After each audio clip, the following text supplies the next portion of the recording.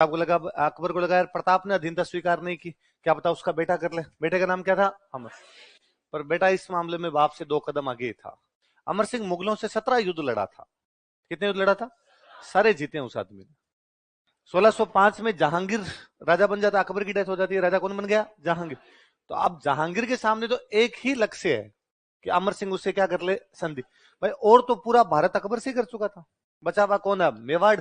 तो जहांगीर को लगा ये कलंक तो धोए, बाकी काम तो बापू कर गया, एक काम तो अपने करें।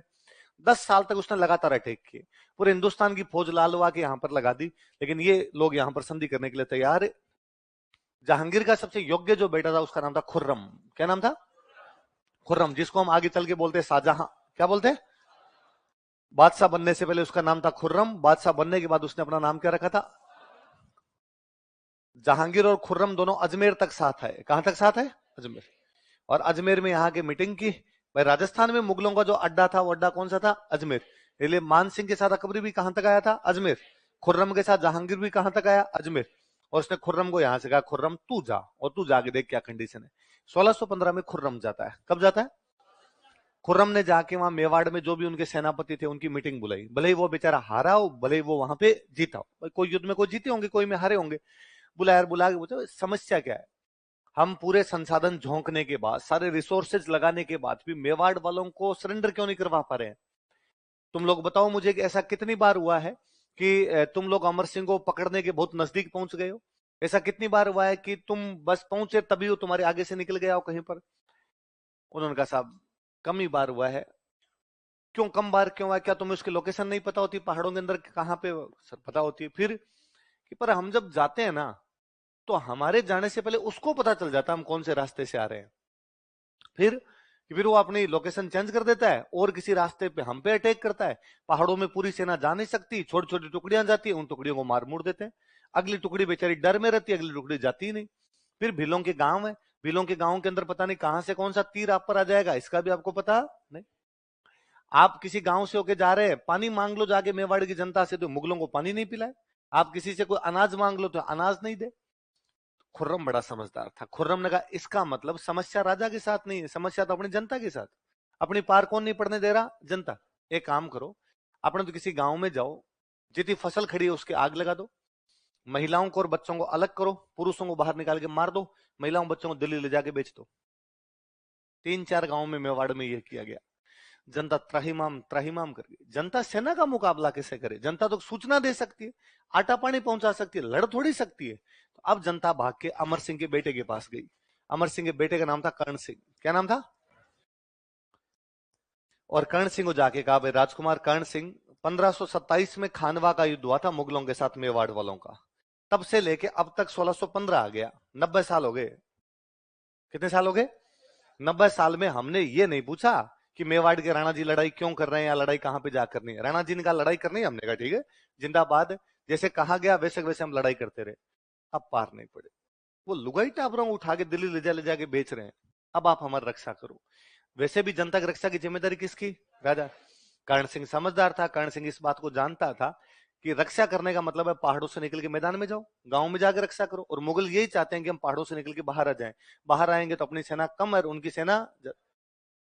अब अपने पास संधि के अलावा और कोई चारा, या तो जनता मरे या अपने क्या करें? संधि। वो अमर सिंह के पास गए, उसने अमर सिंह जाका पिताजी संधि के अलावा अपने पास अब और कोई बेचारा। अमर सिंह का दिमाग खराब है यार, मैं महाराणा प्रताप का बेटा संधि कैसे कर सकता हूं? और हम क्यों करें संधि किस बात की? उसने वापस समझाया अब जनता की रक्षा सबसे पहली जिम्मेदारी है, और यदि जनता को नहीं बचा पा रहे तो अपने को क्या कर लेनी चाहिए? संधि। दूसरी बात, कई बार 2 कदम पीछे हटने का मतलब हार नहीं होती है, इसका मतलब हम तैयारी कर रहे हैं अगले 4 कदम की।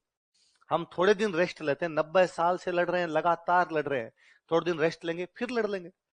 पर अमर सिंह को पसंद आई नहीं बात। अमर सिंह ने कहा आप जो करना है तुम कर लो। मंत्रियों ने सबने दबाव बनाया कि तुम जानो तुम्हारा काम जाने। उसने सारी शासन की चाबियां किसको सौंप दी? कर्ण सिंह। कर्ण सिंह ने इधर से 2 बंदे भेजे खुर्रम से बातचीत करने के लिए। 2 बंदे गए, एक बंदे का नाम था हरिदास। क्या नाम था? हरिदास। किसकी तरफ से जा रहा है? मेवाड़ की तरफ से। एक बंदे का नाम था शुभकरण। क्या नाम था? कौन कौन 2 बंदे गए बताओ देखे? हरिदास और शुभकरण। 2 बंदे किसकी तरफ से? मेवाड़ की तरफ से। किससे बातचीत करने के लिए? खुर्रम। खुर्रम किस जहांगीर का बेटा है जो आगे चल के किस नाम से प्रसिद्ध हुआ था? असाद। शुभकरण हरिदास गए ऋणों जाका भाई खुर्रम, हम दोनों मेवाड़ से आए, हरिदास और शुभकरण, और हम तुमसे संधि की बातचीत करना चाहते हैं। और खुर्रम क्या राजी हो? खुर्रम ने कहा अरे बैठो बैठो बैठो, चाय लो भाई, चाय चाय बना दो, 2 चाय ले आओ। तो उन्होंने कहा यार चाय बाद में पी लेंगे, पहले यार संधि कर लेते हैं, बातचीत कर लेते हैं, संधि में क्या होगा। शाहजहां ने कहा यार कर लेंगे संधि, इतने साल बाद आए हो यार, पहली बार आए हो, चाय पानी पियो।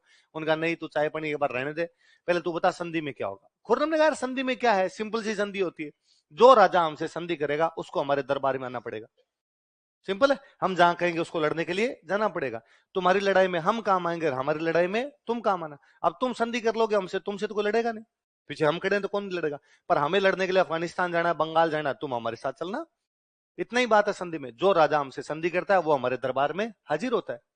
शुभकरण हरिदास ने कहा एग्जैक्टली, हमारा राजा तुम्हारे दरबार में कभी भी हाजिर नहीं होगा। क्यों? तो वो तो संधि नहीं करना चाहता। तो संधि कौन करना चाहता है? तो उसका बेटा कर्ण सिंह। तो दरबार में कौन आएगा? हाँ कर्ण सिंह आ जाएगा। राजा कभी भी तुम्हारे दरबार में। खुर्रम ने कहा यार ये तो हम पूरे भारत में संधि करते हैं तो राजा ही आता है, ये वाली छूट तो हमने किसी को दी नहीं।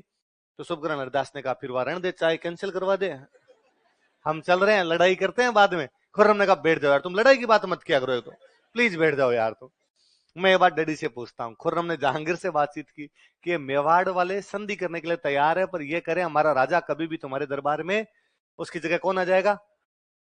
उसकी जगह पे राजकुमार आ जाएगा। जहांगीर ने कहा चुपचाप साइन करवा ले अपने। तो उसने कहा पर पिताजी, उसने कहा पर कुछ ही नहीं, तू नहीं जानता बेटे कितनी बेइज्जती हो रही है। और यहाँ दिल्ली में हर कोई मेरे से तीसरे दिन आगे पूछ के चला जाता है, आगरा में हर कोई आदमी मेरे से आगे पूछ के चला जाता है, और मेवाड़ में कौन हार के आया। मेरी भाई साहब दारू उतर जाती है मेवाड़ का नाम सुनते। मेरे को ढंग से बैठ के दारू पीनी है और कुछ भी करना। जहांगीर इस मामले में इतना दारूड़ी आदमी था, और इतना भला आदमी बेचारा, दारूड़ी वैसे भले ही होते हैं सारे। तो जहांगीर लिखता है अपनी बुक में कि मैं 6 पैक दिन में लेता हूं, 14 पैक रात को लेता हूं। पैक बताया नहीं, 14 दिन में 6 शाम को लेता हूं। उसने ये और लिखा है कि पहले मैं नहीं पिया करता था, एक बार शिकार खेलने गया था और वहां बहुत ज्यादा थक गया था, फिर मेरे साथ कुछ राजस्थान के लोग थे और उन्होंने मेरे को एक लेके देखो देखे, हो तराटी नहीं आ जाए शरीर में तो हमें बताना। उसके बाद में लेने शुरू कर दी। और मतलब जहांगीर इतना वो था शराब के प्रति। जहांगीर की रानी थी नूरजहां, तो जहांगीर के टाइम में राज ही पूरा कौन करती थी? नूरजहां। तो उसका एक डायलॉग है कि 1 बोतल शराब होवे, आधा किलो कबाब होवे। 1 बोतल तो क्या मिल जाए? शराब। आधा किलो क्या मिल जाए? कबाब, मीट मिल जाए, मटन मिल जाए। 1 बोतल शराब होवे, आधा किलो कबाब होवे। राज नूरजहां दा होवे, भावे खरा होवे चाहे भावे खराब होवे। राज नूरजहां करे, भले अच्छा हो भले ही बुरा हो, अपने को तो क्या चाहिए? इतना भला आदमी था बेचारा। तो फिर उसने खुर्रम को कहा कि तू संधि कर ले, तो खुर्रम यहां पर क्या कर लेता है? संधि। तो एक प्रकार से संधि, मुगल बादशाह तो कौन है? जहांगीर। मेवाड़ का राणा कौन है? अमर सिंह, है ना। पर आपस में राजकुमारी कर रहे हैं, उधर से बातचीत कर रहा है खुर्रम और इधर से कौन कर रहा है? कर्ण। पर राजाओं के नाम से पड़ी जाती है संधियां, तो लिखो मुगल मेवाड़ संधि, मुगल मेवाड़ ट्रीटी। इतना बड़ा सवाल लिख के लाया तो।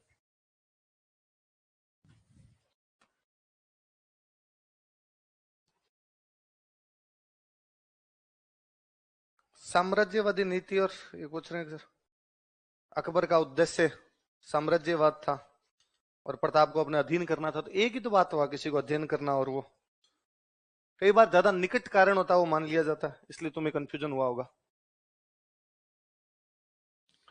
हाँ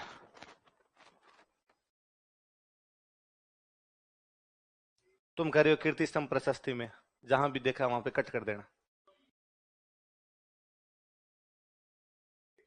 तुम यही तो करे हो कीर्ति स्तंभ प्रशस्ति में, तुम कहीं यही पढ़ के आए हो?